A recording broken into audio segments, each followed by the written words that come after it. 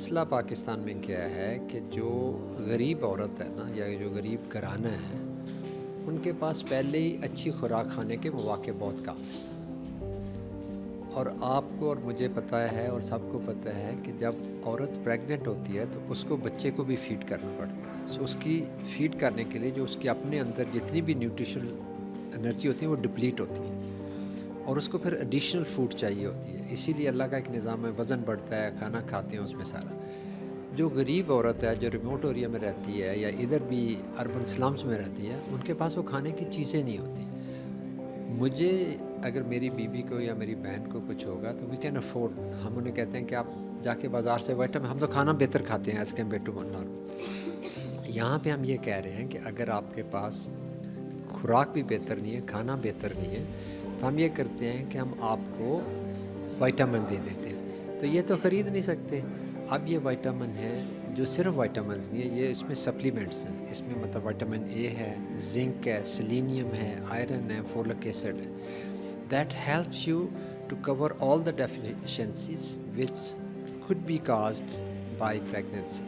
سو اس سے ماں کی بھی صحت بہتر رہتی ہے. لیکن جو بچے کا وزن ہے, جو کہہ رہے تھے نا ابھی ڈاکٹر ایملی اسمتھ بتا رہی تھی کہ 2500 گرام سے بچہ چھوٹا ہو تو اس کی سروائیول کے چانسز کم ہوتے ہیں کیونکہ اس کا وزن کم ہوتا ہے, لو برتھ ویٹ ہوتا ہے. تو یہ بچے کی وزن بھی بڑھاتی ہے یہ ملٹیپل مائکرو نیوٹرینٹ سپلیمنٹ, اور ماں کی صحت کو بھی ٹھیک رکھتی ہے.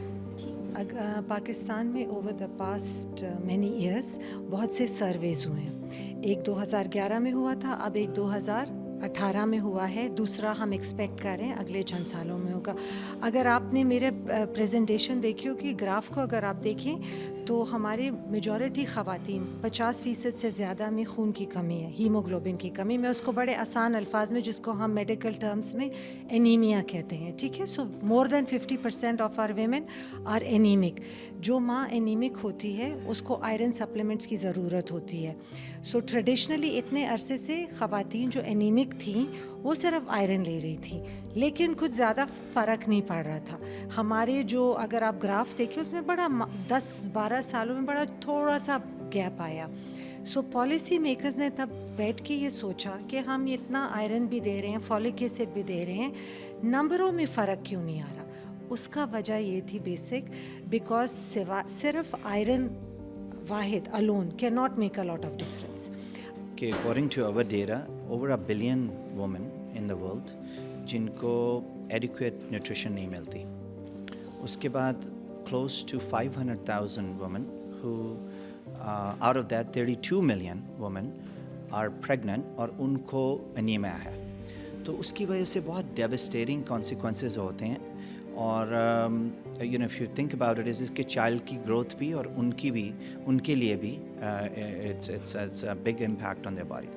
تو اس نظریے کو لیتے ہوئے ہم نے یہ جو MMS ہے جس کو ملٹی نیوٹرینٹ سپلیمنٹ کہتے ہیں, یہ ایک ریپلیسمنٹ ہے جو کہ ڈیولپنگ کنٹری سے آتا ہے ورسز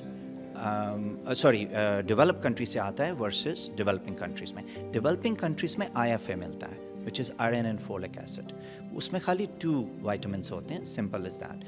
اور جو یہ جو MMS ہے that's 15 of them. اس سے کیونکہ it has been approved from WHO years back as well as